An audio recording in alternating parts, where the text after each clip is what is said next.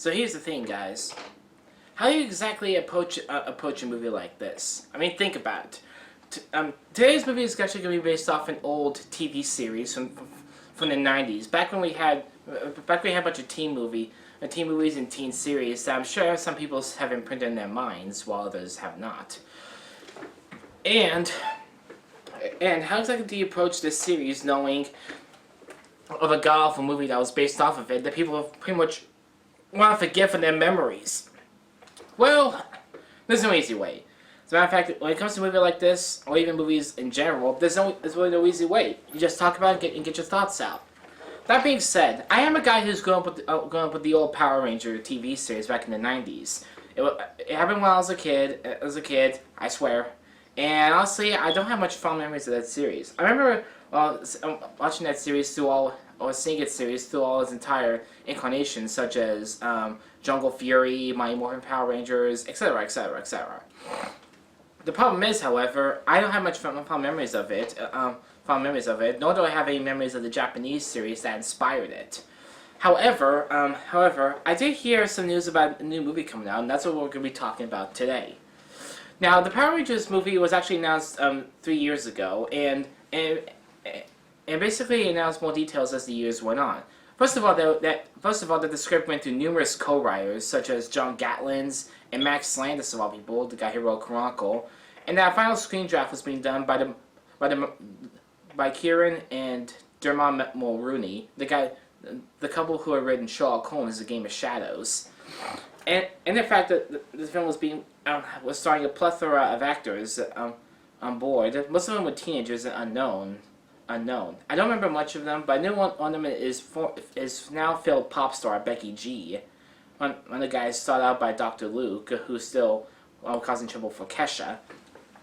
And the only three big names involved were Elizabeth Banks, who would be playing the villain, Rita Repulsa, and the others two being Bryan Cranston as Zordon, the man who unites the Rangers, and Alpha 5, played by Bill Hader, who actually loves his past voice work in films like Clyde with a Chance of Meatballs, Inside Out, and Clyde with a Chance of Meatballs 2, and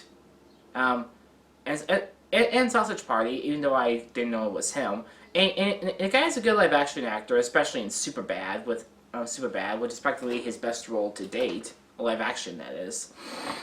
And honestly, I was actually to have some expectations for this. Not only is this coming out in the second to last week of spring, especially when we got two competitors on their hands with Life, which I don't intend to see, or Chips, which I may or may not review, depending on if my stomach can stop churning at the news of that film. Honestly, I saw this film and I decided to take a look. So what do we get? Well, here's the thing. I don't have much knowledge of the Rangers series, so I don't know whether or not this is an actual good tribute to this series. But make no mistake, I can say this is actually a really good Power Rangers movie, and it's definitely one that will satisfy the fans who have stuck with the series for as early as the '90s. That being the case, however, while it does rise above the awful Mighty Morphin Power Rangers movie that sucked. I'm not gonna say you can definitely see that this film tries to take some cues from like the Marvel universe, and especially from one particular '90s film, which I'll get to in a moment. However, for as much as this film accomplishes many great things, and especially two groundbreaking things, which I'll also address later, I don't think it's a great movie that can rise above to the best of the superhero genre. Because make no mistake, in a world where we have the Marvel Cinematic Universe probably got hit after hit, and the DC Universe now actually finding its footing with the Lego Batman movie and even Wonder Woman at this point. Power Rangers is a good enough film, but it's not going to rise above anytime soon. So let's start out with the things that actually make this film work. And the first thing I'm going to start with is that movie comparison.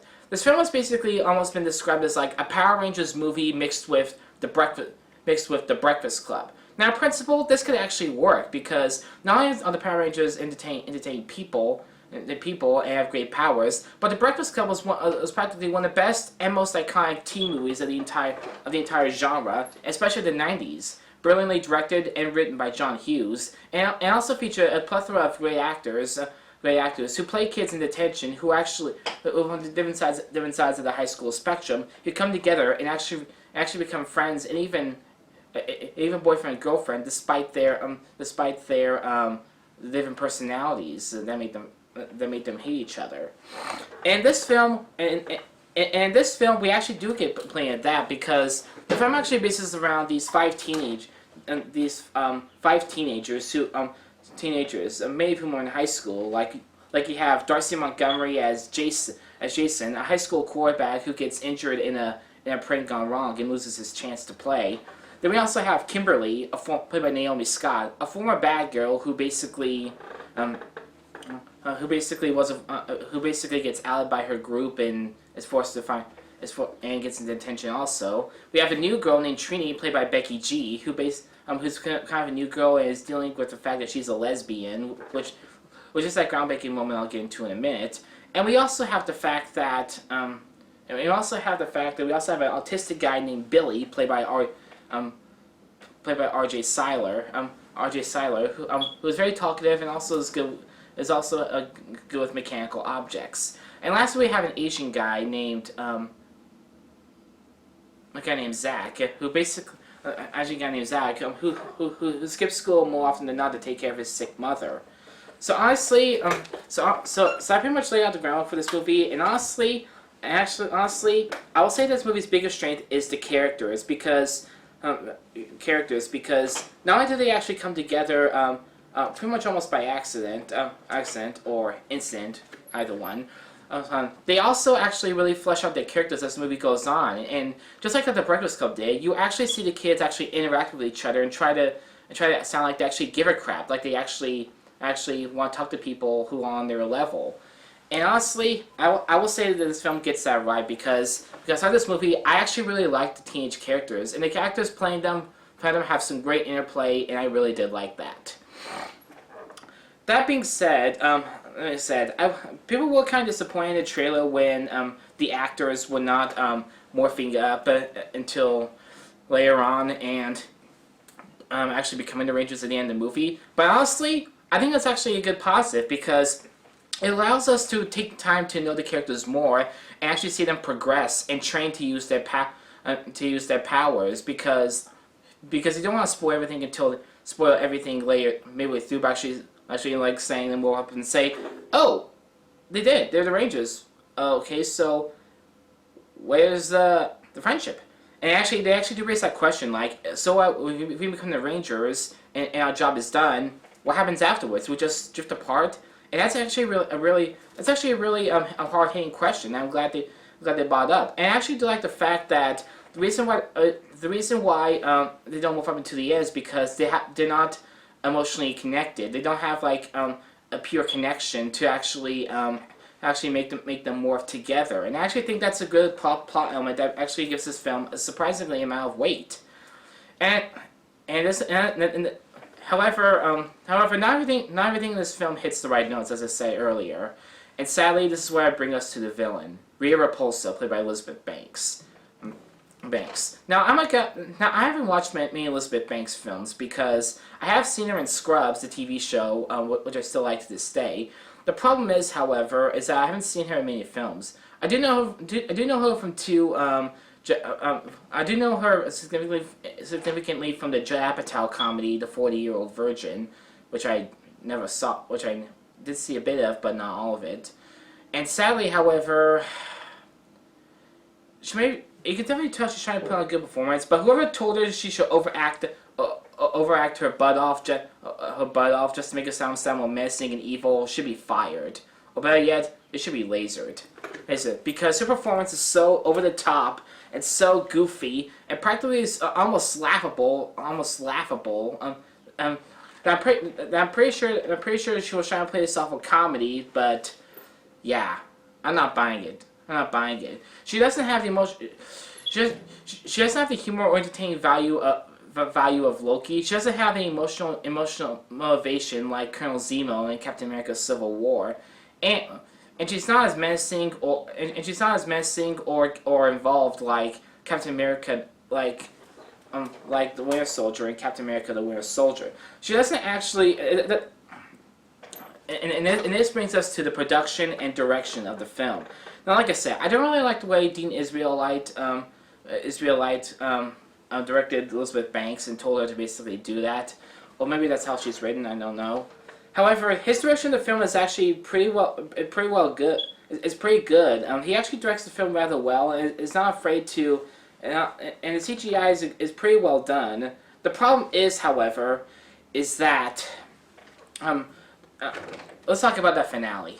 Now, here's the thing: the finale is actually really pretty well done, even if the action sequences are not as energetic or have a lot of burning passion to them, like say again that Marvel or even DC does. Because say what you want about Zack Snyder, at least the guy can actually bring a lot of intensity. At least the guy can bring intensity and power and passion to his action sequences. Dean Israel doesn't do a bad job, but you can tell that. But you can tell that he may not have had a lot of time to actually script out the sequences a bit better, because for as much as we see the kids actually take on the Rita's weapon, we don't actually see them fight Rita in person, or at least try to overwhelm him in some way, And honestly, the action sequences, they are pretty well directed, but I find myself kind of wanting to come back and see them soon, because they don't have the same kind of bite or interest in them that again the Marvel has. Now, that being said, though,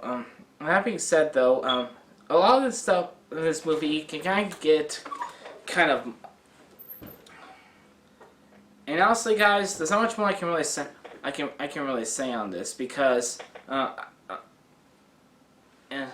okay, let's talk about the last two actors in this film. One of whom is Bryan Cranston. Now, Bryan Cranston's actually come a long way since Breaking Bad. In this film, he was actually really good. He wasn't actually the Wiz. I've heard a lot of people say he kind of looked like the Wizard of Oz in the Morphin Power Rangers movie, which I'll take with a grain of salt. But in this film, he actually sounds a lot more human, a lot more believable in his story. He actually and the screen is behind looks like someone can actually just put their face through it and actually make it look believable. Yeah, you can actually buy into him. And honestly, Bill Hader was actually pretty funny as Alpha 5. Unlike the original series where he was extremely annoying and cheesy, he actually provides a surprisingly amount of humor to the film that actually was not seen much from the original characters. And this is what I have to talk about my biggest problem with the movie: the tone. Now, you can definitely tell that Dean Israelite isn't a guy who probably knows how to balance a consistent tone for the film, and it shows. And I gotta say, this really does keep the movie back, because throughout the part of this movie where the Rangers are meeting, they meet Zordon and they develop their powers, all the stuff there feels really fleshed out, extremely grounded, and actually realistic, because you actually feel like we might be watching a movie reminiscent of The Breakfast Club.